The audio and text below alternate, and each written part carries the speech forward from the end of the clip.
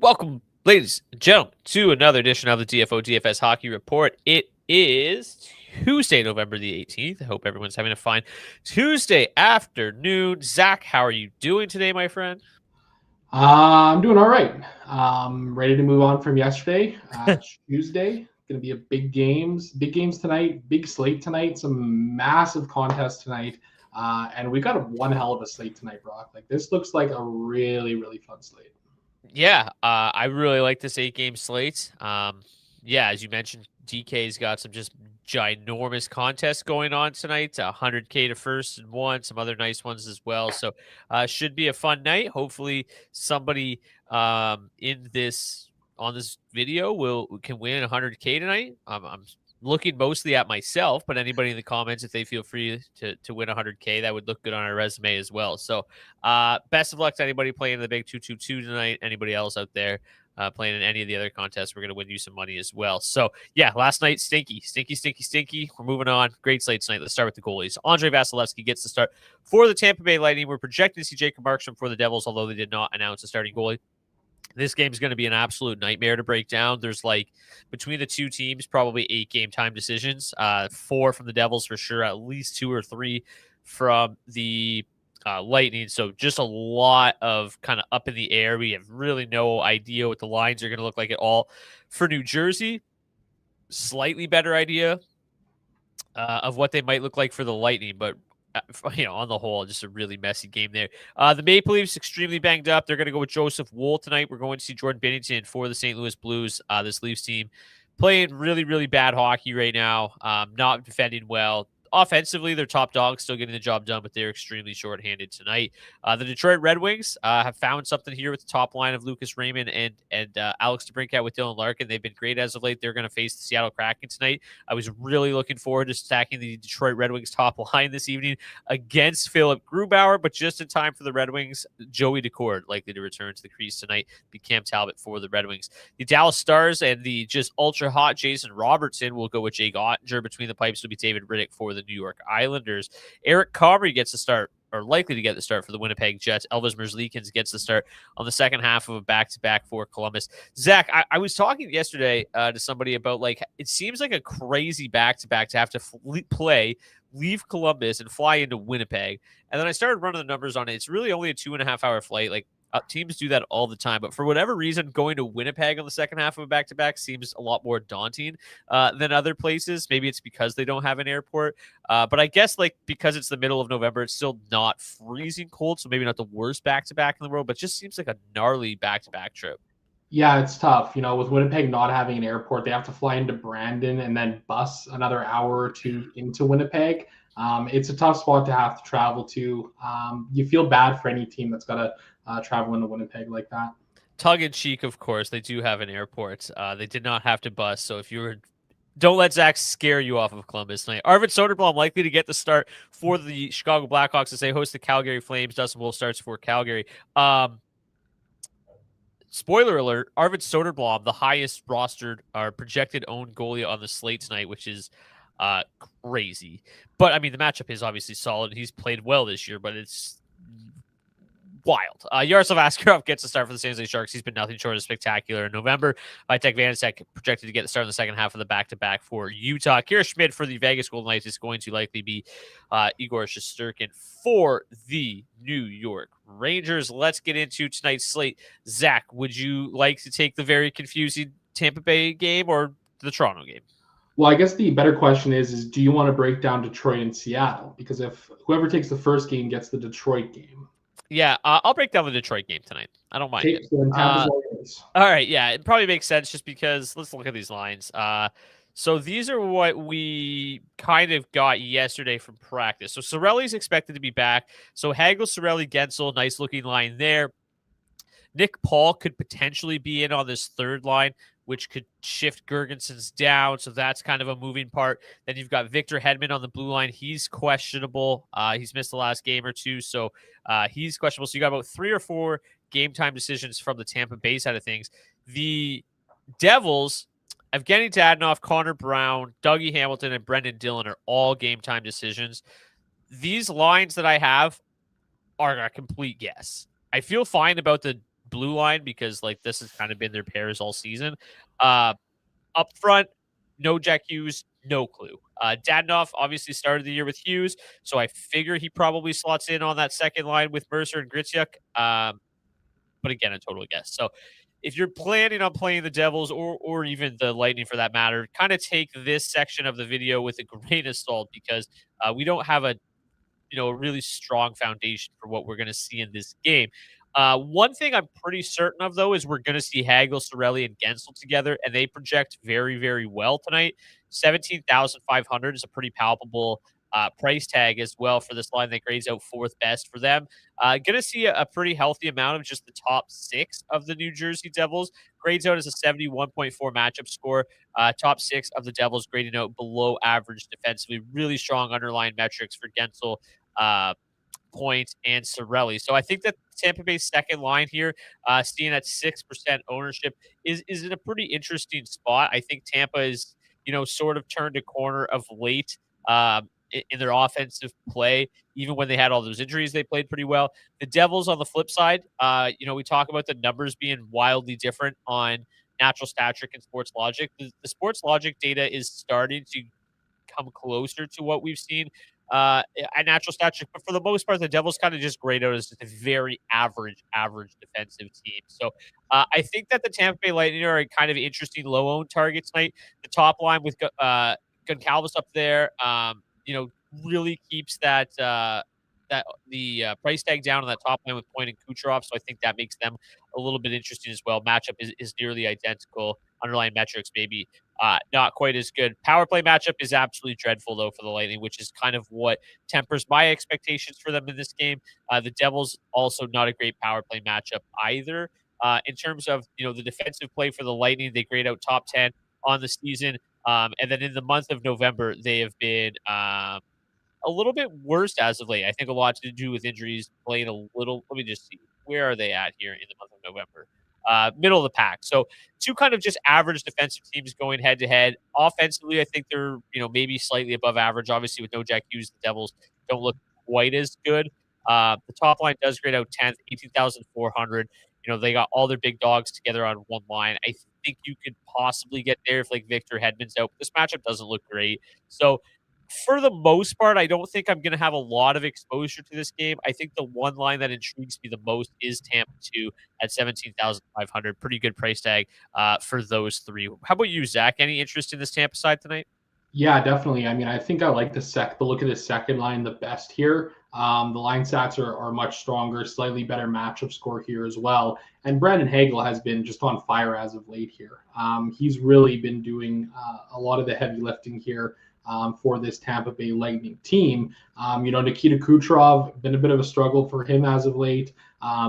Still scoring at a good clip, 6 goals, 3 assists in his last 10 games.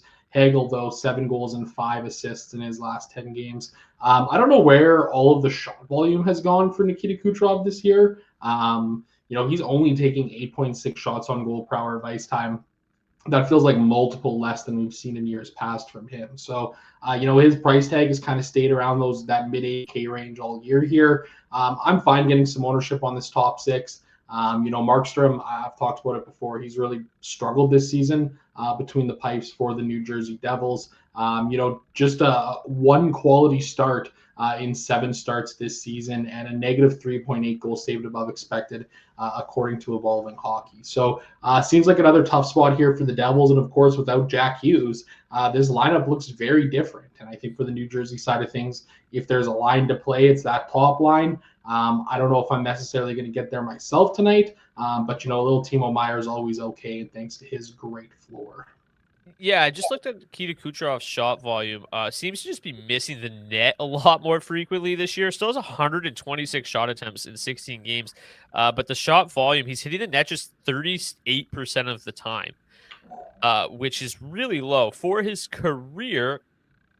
He's hit the net at a quick math here, 51% clip. So really missing the net about 12-13% more frequently than he normally does. So something to keep an eye on, because he's had games, like when you look at it, like with double-digit shot attempts. But like he had a game of 11 shot attempts, only hit the net 3 times. 16 shot attempts, only hit the net 6 times. 11 shot attempts, hit the net twice.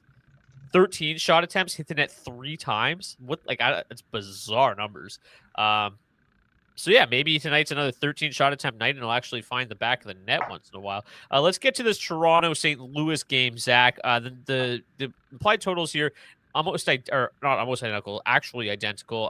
Some money coming in here on the Blues a little later this afternoon. I just want to pull up the Toronto Maple Leafs line combinations while we can here. So again, no Matthews, no Nick Waugh. I feel like they're missing somebody else up front. Scott Lawton. No big deal there. But then on the blue line, no Tanev, no Carlos. So Troy Stetcher, former friend of yours, now in Toronto. I mean, this is a team that is just bad. Looks bad. I tweeted yesterday, giving me like 2015 vibes here with this Leafs roster. And just to give you an idea of how poor they've been defensively, Zach, in November, they are 30th in the NHL according to Sportslogic in terms of 5v5 expected goals against. The second worst on tonight's slate. The only team worse, the Chicago Blackhawks. That's why we call the Toronto Maple Leafs the Edmonton Oilers of the East. 3.0 implied total for both of these teams here. Toronto hosting St. Louis. This game's a pick 'em, and it's kind of a fascinating one. I mean, you mentioned how thin this Toronto Maple Leafs roster is.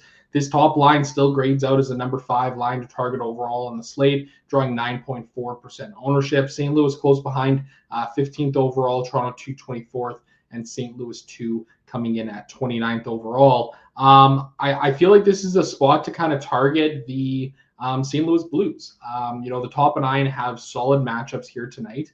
The line stats are still something we are waiting to see turn around. But, you mentioned the defensive struggles of this team. Now they don't have Austin Matthews. They've evidently been without Mitch Marner all season.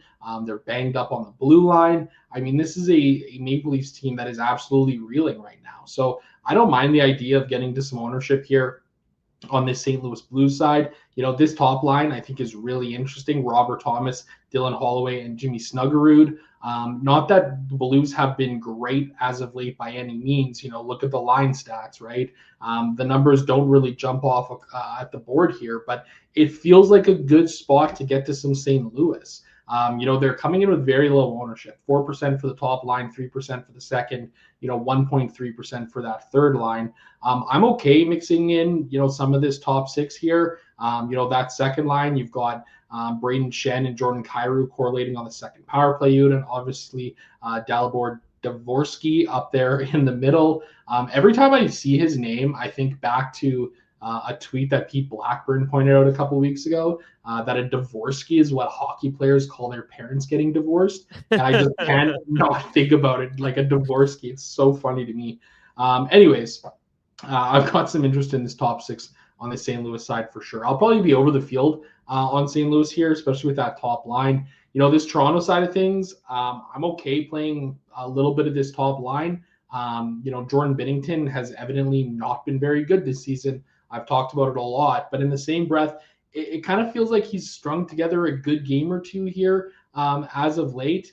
This might be a decent spot for Jordan Binnington to even see some ownership in the DFS streets.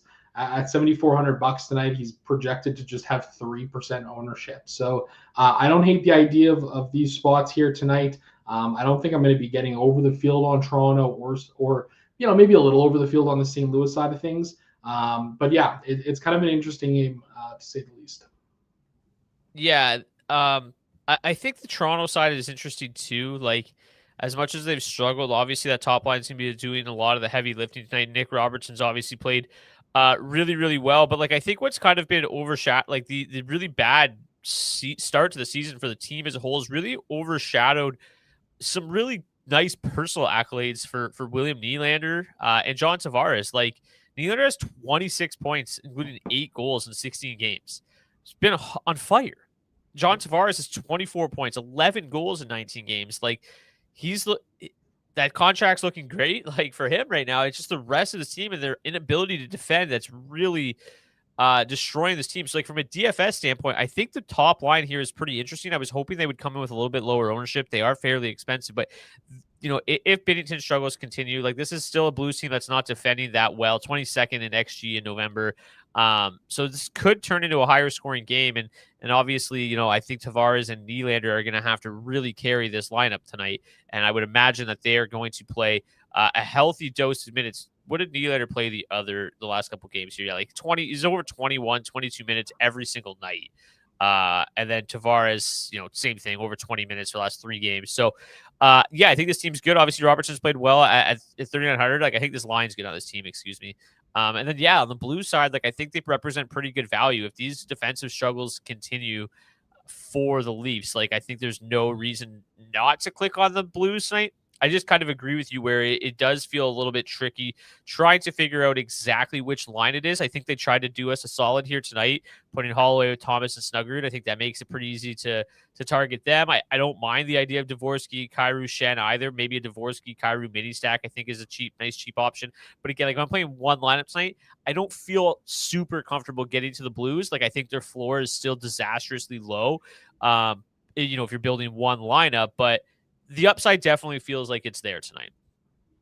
Yeah, I agree with you for sure. I think that's a really good way to put it. So there's a lot of interesting games on this slate tonight. I think St. Louis does offer up a pretty nice little pivot option. Yeah, low floor, high ceiling option tonight for sure. The Detroit Red Wings and the Seattle Kraken. The Red Wings are minus 165 home favorites with a 3.4 implied total. Just a 2.6 implied total for the Seattle Kraken. On the season, the Seattle Kraken, in terms of 5v5 expected goals for, dead last. In the month of November, dead last. They just don't do anything offensively. That's why they're going to have a low implied total. The Red Wings top line, expected to be hard matched against the Seattle top line tonight. So that doesn't grade out as the best matchup overall. But this is a Red Wings top line that has played extremely well since they've put them together. I tweeted it out the other day, and maybe this will interest you and make you a little bit more interested in playing them tonight. Alex DeBrincat and Dylan Larkin are first and second as of Monday in the NHL in terms of individual expected goals per game in all situations. They've been spectacular. So, putting those 3 together makes it very easy to make to make the decision on who to play from Detroit, right? Sometimes you were kind of like, oh, do I play Detroit 1? Do I play Detroit 2? It's just Detroit 1 right now. When you take a look at the raw projection, now they're the most expensive line on the slate. When you take a look at raw projection, they're the best lineup on the night. Take a look at the value projection, they're the second best line on the night. So they don't necessarily grade out the best from a matchup standpoint because they're going to see so much of that top line for Seattle. Because Seattle doesn't necessarily have a super high-powered line that you need to shut down, I won't be surprised if they tweak this matchup a little bit to get the Dylan Larkin line some more favorable opportunities. So I'm not really worried about the 5v5 score and the matchup here in this one. I think this line is just, playing extremely well. They got a pretty good power play matchup. This is a penalty kill that's really struggled for Seattle.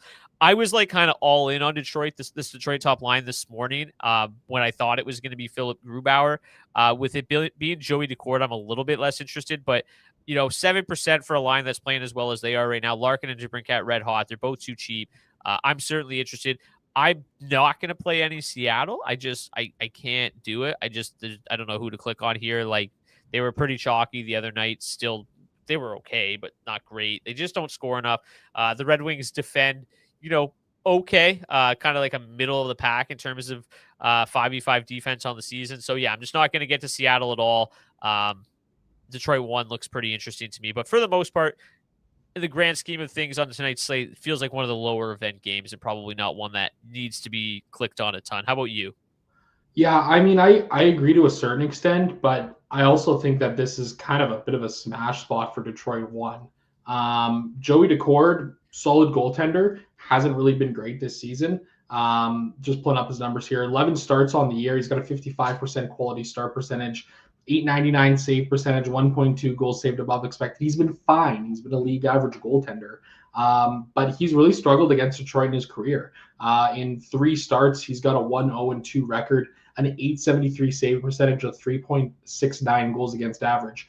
He's given up 3 or more. He's given up 3 goals against in 1 start and 4 goals against to the Red Wings in his other 3 starts against them. So for me, I'm interested in getting over the field here on Detroit 1.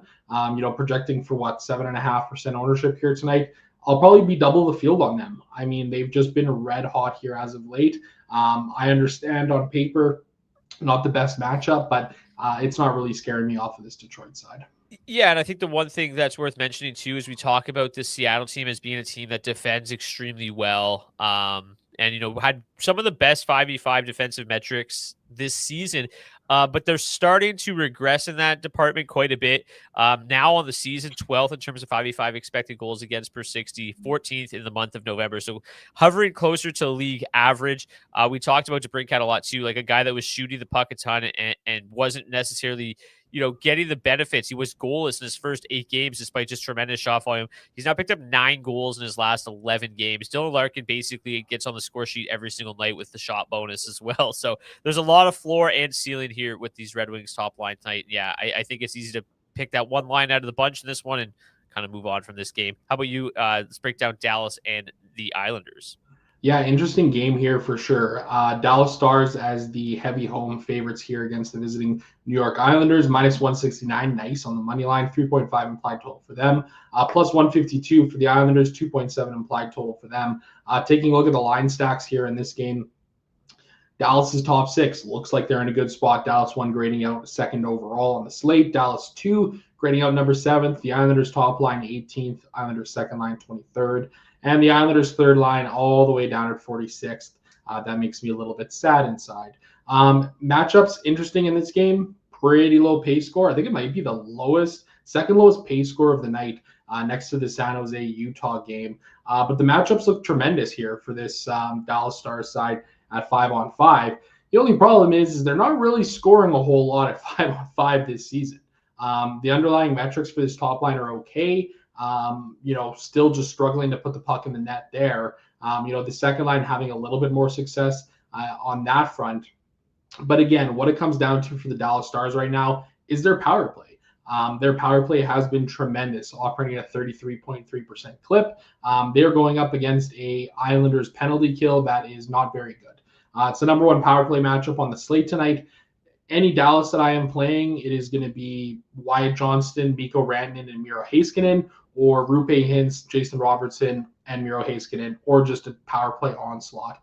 I don't really see any need to get to any of the other pieces here. If you want to mix in a little Tyler Seguin, I mean, that's fine. Sam Steele, you can stay away from him, no problem. With Thomas Harley out on the blue line, is there a number that is too high for the minutes that Heiskanen is going to play tonight? I mean, you've got him projected for 28 and a half minutes. It's going to be some absurd ice time for him. Priced at only $5,700, top value defenseman on the slate. He's a guy that's going to be in a lot of my lineups. Yeah, he's been a guy that's been in a lot of my lineups for a couple weeks now.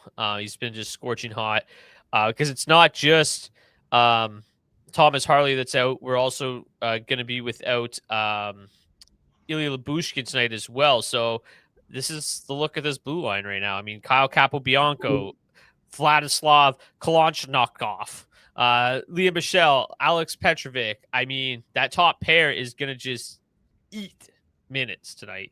And then, yeah, this power play unit's been unbelievable. They're going to continue to have low event games because they do not take a lot. They are not a high event team at 5v5. I've said it quite a bit as of late. The defensive numbers for this Dallas team have really improved at 5v5 this year.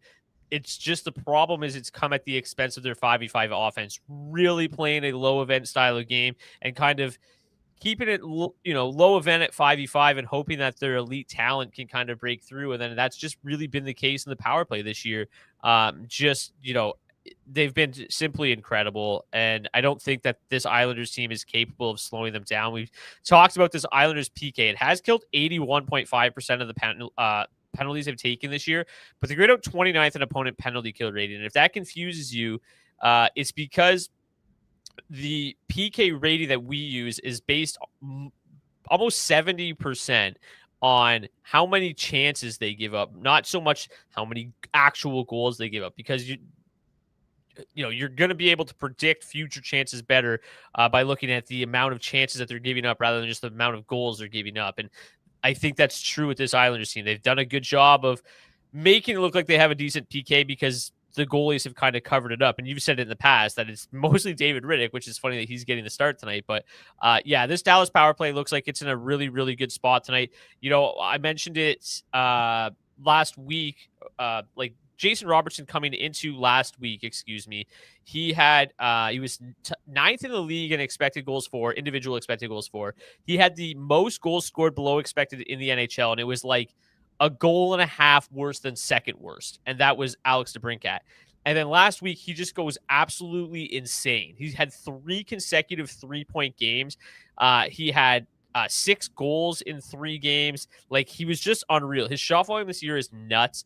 He had 6 shots per game last week. It's been that case like all year. The shot volume's just been insane for him. So, I like him to stay hot. The positive regression kind of all set in at once. And, $7,800 is a little bit expensive, but you do get like $1,000 savings if you go with the Johnson Hintz mini stack versus Robertson Hintz mini stack versus the Johnson Rantanen mini stack. I think both are, have an equal chance of having success tonight. The top line draws a slightly better matchup. If you want to use that as the tiebreaker, go ahead. If you need to save the extra 1,000, I don't mind getting down to Dallas too. But like, if you put the gun to my head and told me to pick one, I honestly would probably just say, I'm done, because I don't know I don't know which one to pick, man. So the correct answer is a power play onslaught. Yeah, I guess so. Just power play. Just play them all. You can just take any number of the 4, and as long as it includes Heiskanen, man. Like, yeah, what a value option Heiskanen is on the blue line tonight. As you said, $5,700 projected for 28 minutes tonight. Just insane stuff. So I think what's most interesting too about this Dallas team tonight is really not seeing a lot of ownership. I mean, it's a decent chunk, but it's not crazy. Any final thoughts on this one? And are you playing the Islanders? Yeah, I mean, not enough ownership coming in on this Dallas side of things as far as I'm concerned. I'll easily be double the field on the Stars as a whole. The Islanders, I've kind of got a little bit of interest in them. This top line with Emil Heineman, Bo Horvat, and Kyle Palmieri have been solid as of late. I don't think it's a tremendous spot or anything like that. They do grade out 18th best overall. They're drawing a little bit of ownership here. I just feel like with the amount of defensemen that are banged up right now, if there was a line tonight that could take advantage of it for the Islanders, it probably would be that top line. No, I'm not going to play the Islanders' third line tonight. At least I don't think so right now. They've let me down too many times now, just like my Edmonton Oilers. So, 3 hours until lock. I give you're going to have at least one Islander. Yeah, I'll have at least 5%. Okay, fine. Yeah. Yeah. But I've got a little interest in this top line for the Islanders as well. I think it's an okay enough spot. Sprinkle in 5%. Yeah, I think it's a good point, right? Like the Stars, I said, like they're defending much better, 5th best in terms of 5.5 XG in November, but we like Heiskanen for how many minutes he's going to play tonight because of how bad that blue line is. He can't play the whole game. That rest of that blue line looks pretty rough, and I do think the Islanders can probably get there a little bit in this spot. The next game is super interesting and one that's going to draw a ton of my ownership. A lot of people, just going back to the Stars for a second, a lot of people are talking about Jamie Benn, $2,500. He's on the 4th line tonight. I think he's probably going to get eased in a little bit. Somebody made a funny point. My brother-in-law works for Daily Faceoff. He's a Stars fan, and apparently, I'm going to quote him on this one. Apparently, the Stars have a contract clause with Ben that he has to play 60 games this year for a bonus, and he's returning like just in time to like meet that 60 game threshold if he plays the rest of the season. So he's saying he's probably not even fully recovered, but he needs to get that 500K or whatever the bonus is. So kind of an interesting one there. Getting eased in on the 4th line made me laugh even harder because I'm like, yeah, maybe he's not 100% recovered from that collapse lung. But Winnipeg and Columbus, man, the charts just are absolutely obsessed with this game. Let's just get to it. The implied total is massive on the Winnipeg side of things. Not huge on the Columbus side of things, 2.7, but with Comrie getting the start, I think obviously you got to give them a little bump there. So Winnipeg 1 grades as the number 1 line overall. They're going to see ginormous ownership tonight. Columbus 1 grades out 9th best, but they actually have the second best 5v5 score to Winnipeg 1. Columbus 3, who's been on a bit of a heater. Like I sometimes fear that the charts will not be able to like encapsulate and pick up on some of these like heaters, and they obviously have, because they grade out 12th best tonight, which is just incredible. Still not that interested in the depth pieces here of Winnipeg. Perfetti has made that second line a little bit more viable, so potentially get there get exposure to this Jet side without paying the premium and kind of eating the chalk on that top line. So I think this is just a really interesting game. Highest pace score on the night, unsurprisingly. The Blue Jackets, just their inability to defend is something. They've been a little bit better as of late, but still on the season, one of the worst defensive clubs in the league. Winnipeg, one of the worst defensive clubs in the league. I've said it a lot. I think they're going to get better with Lowry and Sandberg back, but that was not the case the other night. It was against Seattle. They gave like 5 to the worst offense in the league. So, I think it's maybe they're not fully back. I do think that this Blue Jackets team can get there. Interestingly enough, like Columbus won, we talked about them a lot yesterday. They were great again, right? I think Marchenko's got like a 12 or 13 game point streak. They actually got dominated at 5v5 against Montreal. But we're still able to get there. So if they can get anything going tonight against Winnipeg that's struggled to defend this year, I think Columbus one is certainly in play. And at $16,000, I think they're really, really interesting again tonight. They've looked great with Fantilli down the middle. So I like them. I think Columbus 3 remains a pretty solid value option. They have one of the better matchups on the entire slate. The underlying metrics is quite strong for the depth line. And then obviously kind of some of the moving parts on that Monahan line. This third line's taking on some additional minutes, and that's why they project so well. And at 9K, in like super deep tournaments, again, if I'm playing one lineup tonight, it's not going to feature Columbus 3, but I would take some shots on them if I'm building like 20 lineups. On the power play is really where Winnipeg excels. The matchup is, you hardly can find a better matchup than what they've got tonight. Their power play has been explosive this year, and they faced one of the worst PKs in the league. The only thing that like the Blue Jackets have going for them is they don't take a ton of penalties, just 2.5 times shorthanded per game. So that could limit the Winnipeg power play a little bit, but by and large, like there's a lot to like about this Winnipeg lineup tonight. The travel, Merzlikins, it's been a lot of hockey. We talked about it with Jed Greaves yesterday. Like he played 5 and 8. So now this is 6 and 9 days or something like that for the Blue Jackets with travel. And like they were already out west, right? They were in Edmonton, and they came back to Columbus for like 2, maybe 3 games. Now back on the road, I think it's 6 games in 9 days or 6 games in 10. Like it's a lot of hockey. So I think there's a lot to like about this Winnipeg team. Obviously, the flow chart probably, it comes into play a little bit tonight and says don't play them, but there's a lot to like, and they've really not left us wanting more too often this year, and the salary is really nice. So this game is super interesting. The charts just absolutely adores it. It wants both sides of this game. Where do you come in on this Winnipeg chalk, and are you playing some Columbus? Yeah, I think I'm in agreement here with the charts tonight for sure. This seems like a fascinating game. Winnipeg won, nice and consolidated there with the offense on that top line. I'm okay getting a bit over the field on this Columbus side of things. 6.6% ownership for that top line. The second line, third line drawing under 1% ownership. I mean, this second line with how low owned they are, I've got some interest here. I've got some wrong numbers here in my charts. I'm just realizing it. Anyways, I'm going to have to update those. But yeah, I've got some interest here for sure. I think this Columbus side is a little bit too low owned tonight. And for me, I'm probably going to be munching this chalk on Winnipeg. It seems like a great spot tonight. I really like the idea of getting to this game. Yeah, I forget what I was going to say. Oh, somebody asked, why does Winnipeg 3 have a perfect score? That's just a perfect matchup score because they're going to see about 83%. They're going to hard match against Columbus 1, which is like kind of the one reason I have some concern about Columbus 1 in this spot is like that Lowry line now matching up.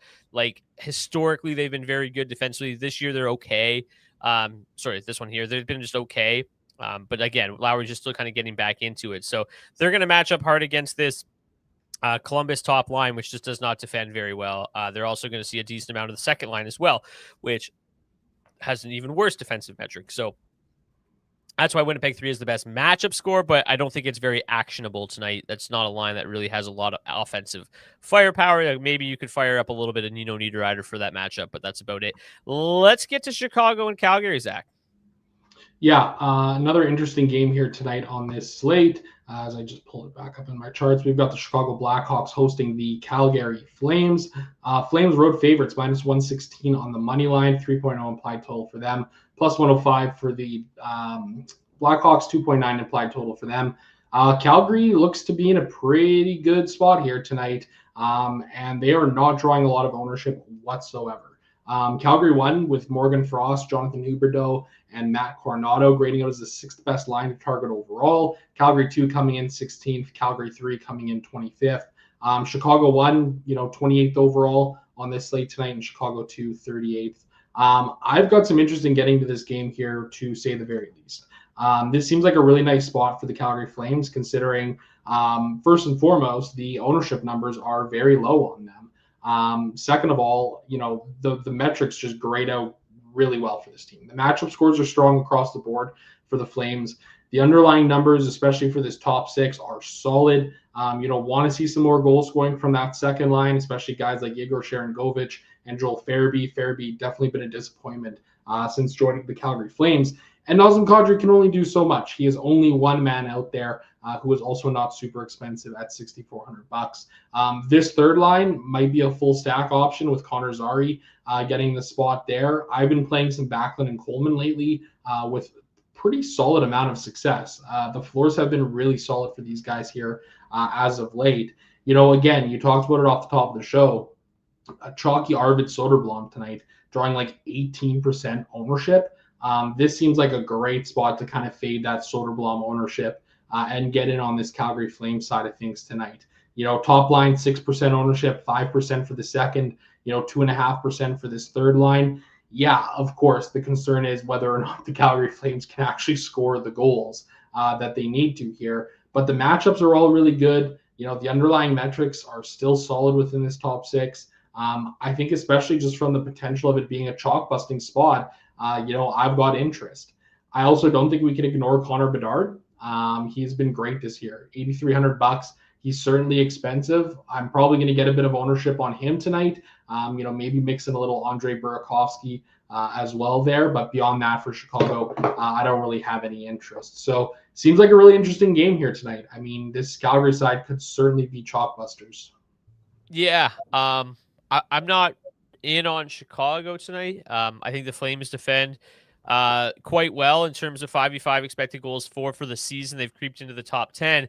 In November, they are number 1 in the NHL in expected goals against, talking about like a 7-game sample size. So not, huge, but just goes to show this is a team that's certainly defending well, best in the league in the month of November. So I think that makes me a little bit nervous about any potential Chicago shares, and that's a team that grades out towards the bottom of the league.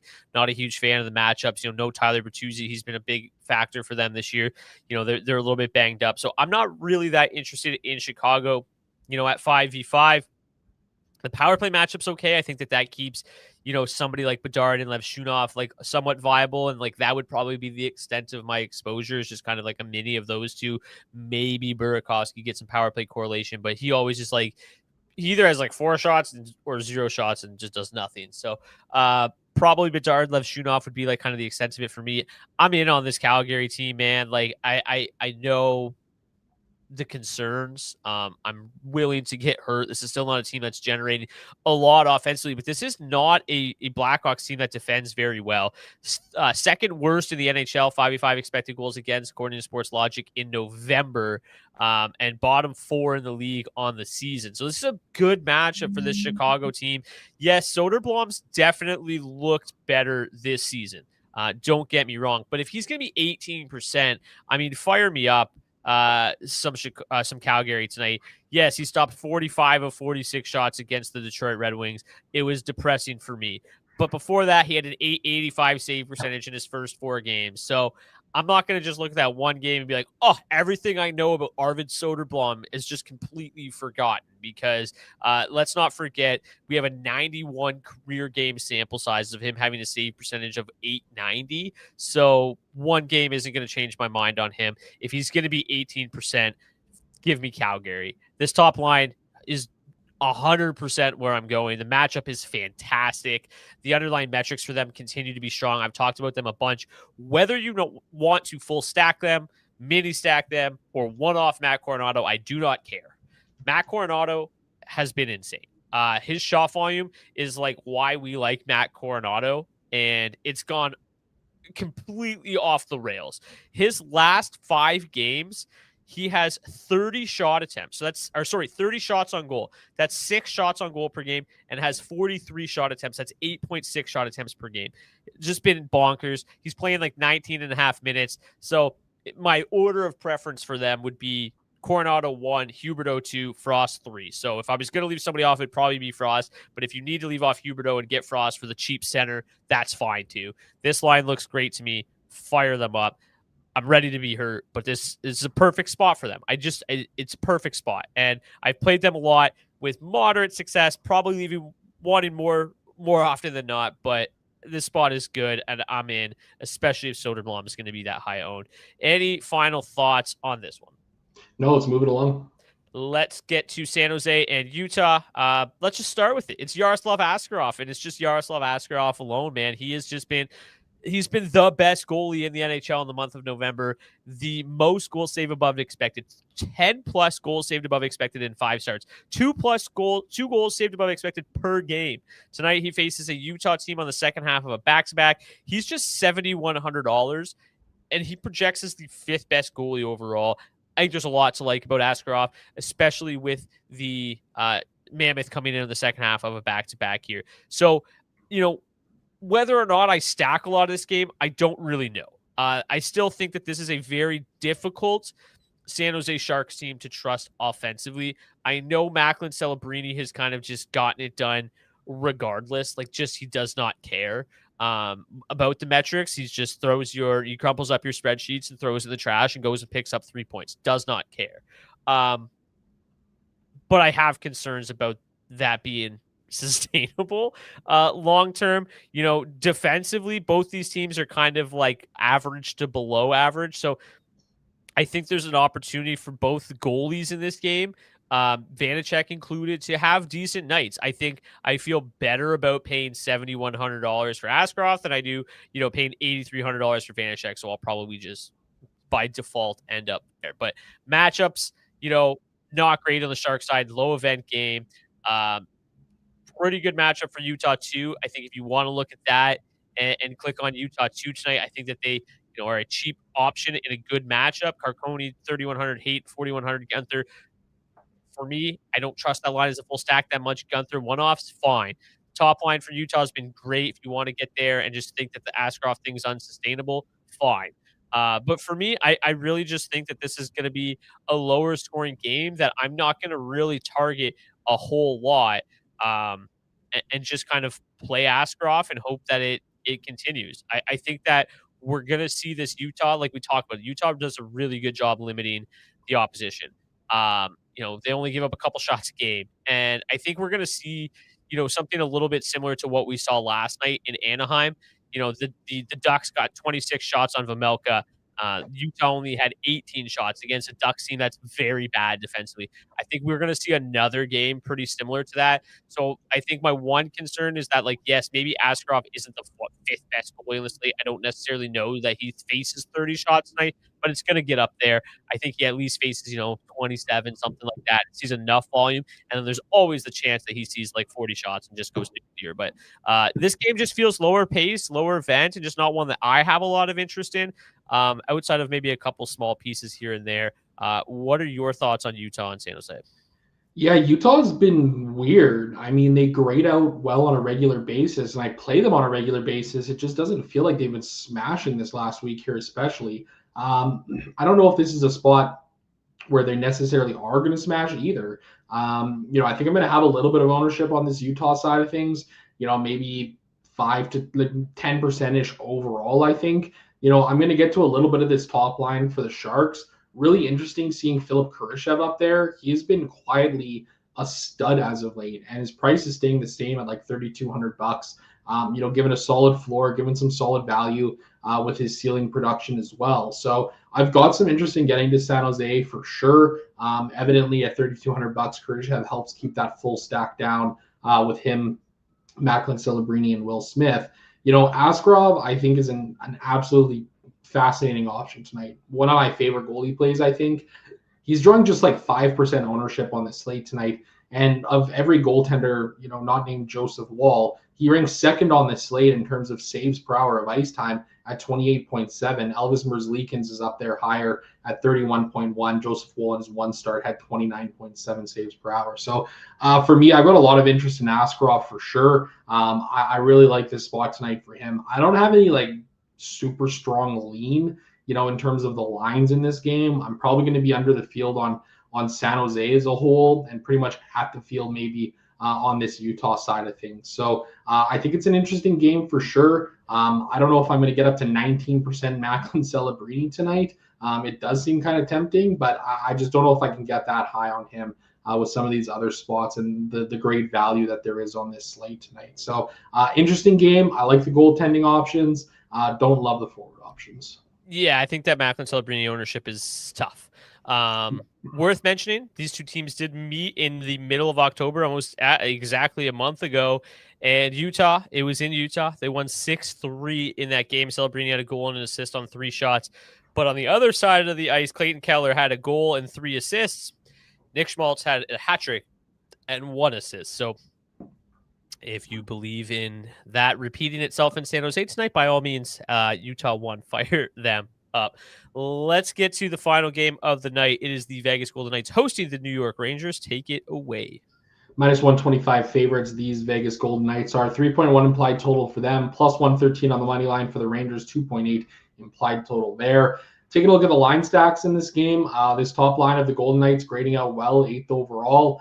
Braden Bowman seeing a bump in his price tag up to $3,500. New York 2 grading out 11th best overall, Vegas 2 17th. And the Rangers top line coming in 21st overall. Pretty rough matchups across the board here, despite it having a relatively high pace score. I mean, the second highest of the night at 97.4. The matchups are just pretty bleak across the board. Really poor on this Vegas side of things, and also pretty poor on this Rangers side of things. There's quite a bit of ownership coming in on this Vegas side of things tonight. 8.5% for that top line, almost 10% for that second line. I cannot seem to really get Vegas right this year. I will say this does seem like a bit of an interesting spot for them. But in the same breath, like the Rangers kind of feel like they're starting to turn a little bit of a corner here as well, right? I'm sure you've got some stats about how well they've been playing as of late here. It feels like this Rangers ownership is just a little bit too low for me. Projecting for, under 3% or under 4% for the top 6. I think that's a little bit too low.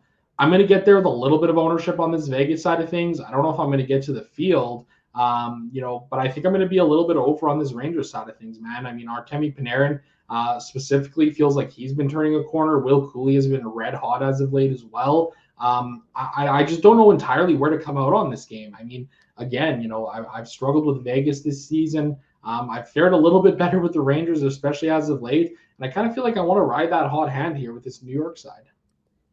Yeah, I just don't think this is going to be a super high scoring game. I think it's going to be like a lot of Vegas games that we've seen lately, 3-2. It's been a lot of the results, maybe a couple extra goals, but like it's obviously possible. But for the most part, like both these teams defend really well. Both these teams are obviously good offensively. So like what part of the game comes out on top kind of remains to be seen. Shesterkin's played, maybe not been the most consistent, but he's been better than he was kind of at the start of the year. This Rangers team seems, with Trocheck back in the mix, seems to be finding their mojo. So I think that there's more interesting spots on the slate, and I think that there's a pretty good chance this is like a 3-2 hockey game that, yeah, could Eichel score a goal or, Panarin score a goal for sure, but are they going to end up being optimal? I don't know. I tend to be less interested in this game than the field certainly is, particularly on the Vegas side of things. So, yeah, this game isn't one that screams like game stack to me necessarily. I think this is I guess it's two very good real life hockey teams that don't necessarily always translate the best into DFS. So I think both Vegas if I had to pick one, I'd lean towards Vegas a little bit. I think they grade out a little bit better, but maybe slightly above average tonight. And then the Rangers slightly below average for me. So not a game that I'm like making sure I'm over the field on. I'll get there a touch, and if I'm 20 maxing or whatever, but it's not a game that I feel like is a huge priority for me. Any final thoughts on Vegas and New York, or I think we kind of glossed over the fact that the Golden Knights do have the third best power play advantage on the night. Yeah, I think that's one way to attack this game for sure from this Vegas side of things. Like you said, it just does have that kind of feeling of it being a lower scoring game. Feels like there's better spots to kind of get to tonight. I'm going to get there a little bit, just certainly not going to be trying to jam them in or anything like that. Yeah, and like obviously this Braden Bowman stuff is interesting. I talked to Steven Ellis about him, prospect analyst at dailyfaceoff.com. Like not a kid that was undrafted, like kind of came out of nowhere, and obviously he's putting up good numbers right now, and really nice start to the his AHL year, kind of getting thrust into a really big role here in Vegas, and has taken off, right? Like his shot volume has been really good through 3 games. He's on the top line. He's on the top power play unit at $3,500. I just don't know if he's a guy that like necessarily sustains this long term, and I don't want to kind of buy into the hype too much. But it's obviously difficult to ignore the role at $3,500. He's playing like 17 minutes a night with Eichel and on the top power play unit, so it's difficult to ignore at that price tag. I just don't know if it's necessarily like the most sustainable thing ever. But short term, it's fun. And I think like if he is a good play again tonight, like Barbashev has played well, like that full stack at 16,700 starting to feel a little bit more appealing. Yeah, for sure. I agree with you there. Let's get to the defensemen and the goalies, then we'll get you on your way to build some lineups. Miro Heiskanen grades out tremendously well. Have we talked about that yet? Can't remember. Dmitry Orlov, he grades out really well too. Is he the one that's going to be on power play one tonight? Because I feel like he is. Because John Klingberg is out tonight, right? Okay. He's, for some reason, still on the power play. That is incorrect. That's my bad. So, yes, we've got Dmitry Orlov on power play 1. I will fix that as we go along here. Zach, why don't you break down your favorite defenseman while I fix that egregious error? Yeah, Miro Heiskanen again looks just like a tremendous option on this slate tonight. $5,700, probably going to be my highest owned defenseman. I'll be over the field on him for sure. Victor Hedman grading out well tonight as well. Matthew Schaefer too. Always seems to be grading out well. This rookie has been tremendous this season. Noah Hannafin, $4,200. I think he's a really nice option. Dylan Sandberg, a lot of block volume from him in what should be a higher scoring game. I think he's a solid play at that price point. You kind of got a little bit of mush here around that 5-6K range as well. Some of the cheaper defensemen tonight, Shakir Mukhamadullin, grading out well at minimum price, $2,500. I think he's a solid option if you need to go really dumpster diving in terms of price tag. Dante Fabro at $2,500. I also think he's a great option. Another guy who blocks a lot of shots in that game. In terms of defensemen doing a lot of shit lately, Simon Nemec, $3,500, has been red hot as of late. Had a hat trick recently. He had another game-winning goal for the Devils. He's been absolutely on fire. Josh Morrissey grading out well in the doing shit category too. Philip Broberg, Justin Falk, $3,900, $4,100. I think they're fine plays here on this slate tonight as well. So certainly lots of options here tonight. Guys like Brandon Montour continue to grade out well. Dougie Hamilton also grading out well in terms of doing a lot of shit when he's on the ice as well. So certainly some interesting options tonight. Is there anybody else that's kind of jumping out to you?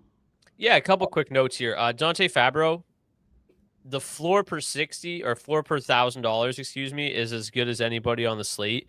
If he was still seeing 20 minutes a night, he'd be an absolute smash. He's only playing like 15, 16, 17 minutes a night, so that limits him a little bit, but at $2,500, I think he can go out there and do enough shit for you.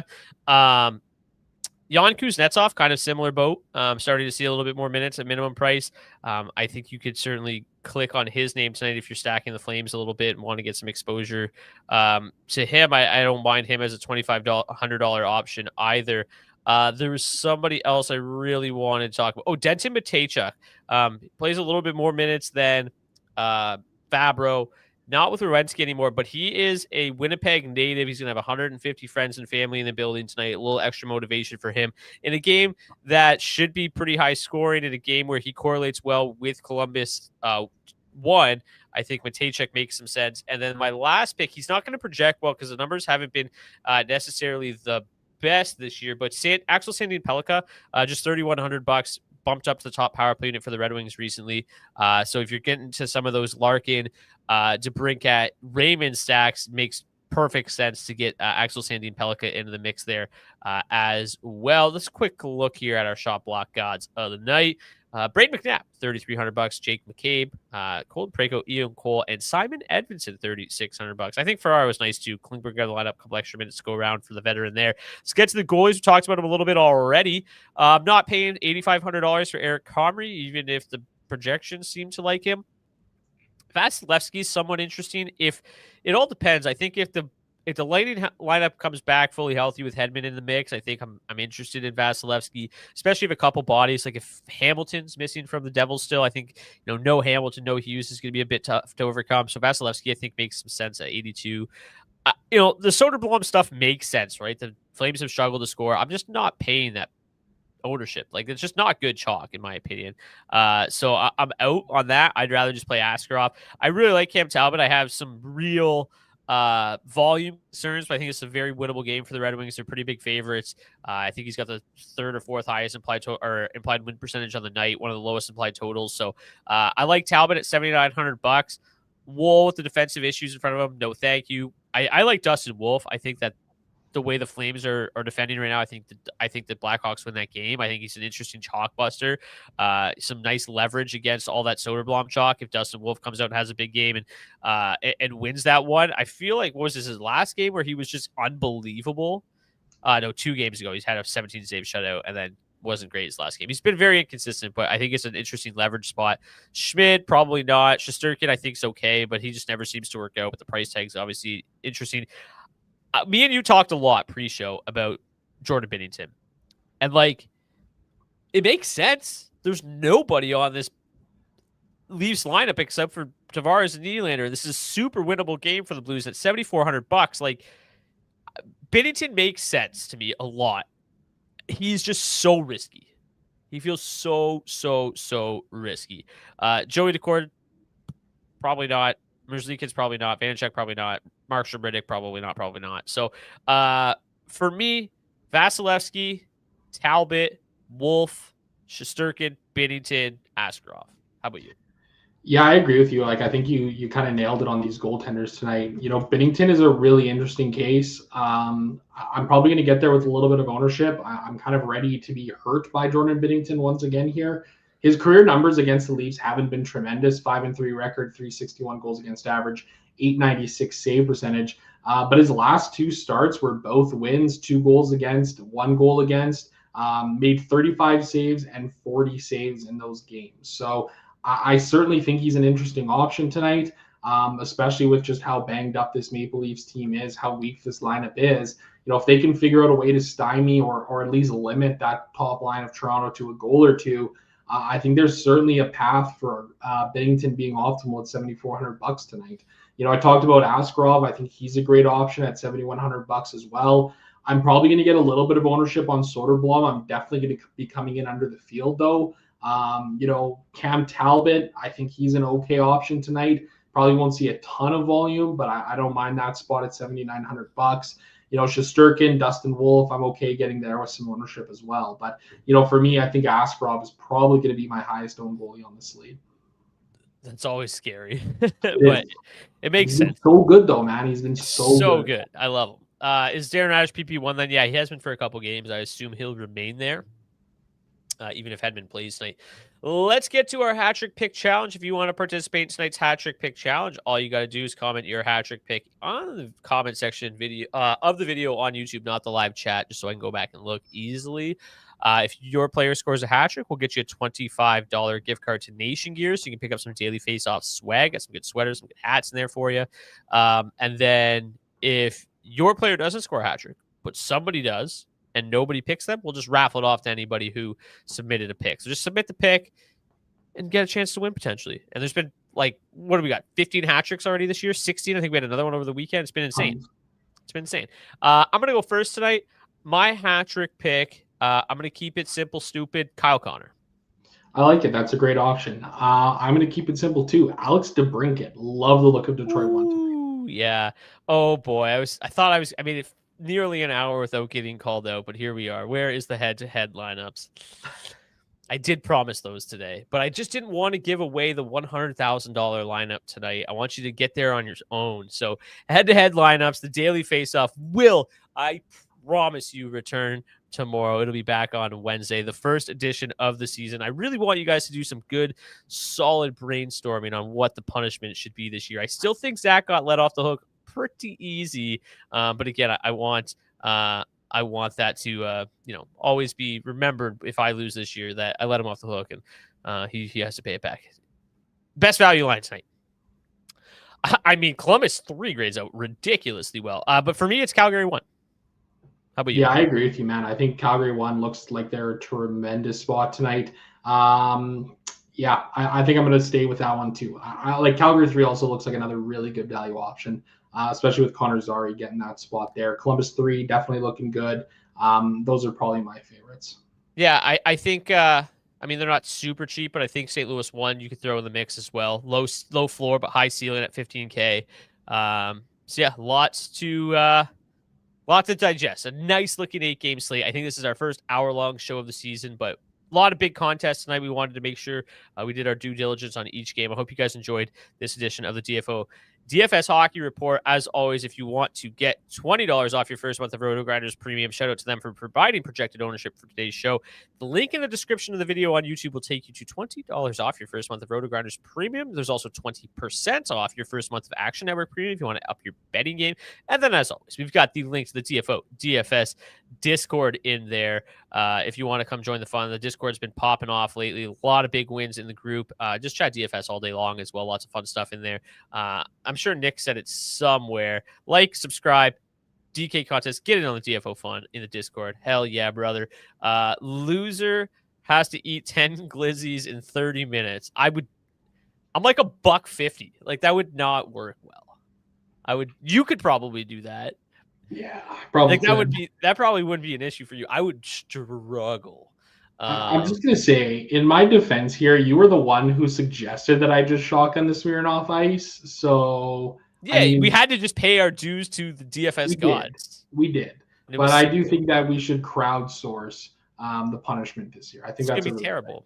You know what? Okay, you know what? The one I think is hilarious. That it's been overly played out, but the one where you have to go spend like 24 hours in a bar and every beer or shot you take takes like an hour off. I love watching those. I think those are hilarious. Like I think that would be a lot of fun because like to me like it would suck, but it would also be so enjoyable. Like what a great day. Yeah, honestly, I think that could be a good option for sure.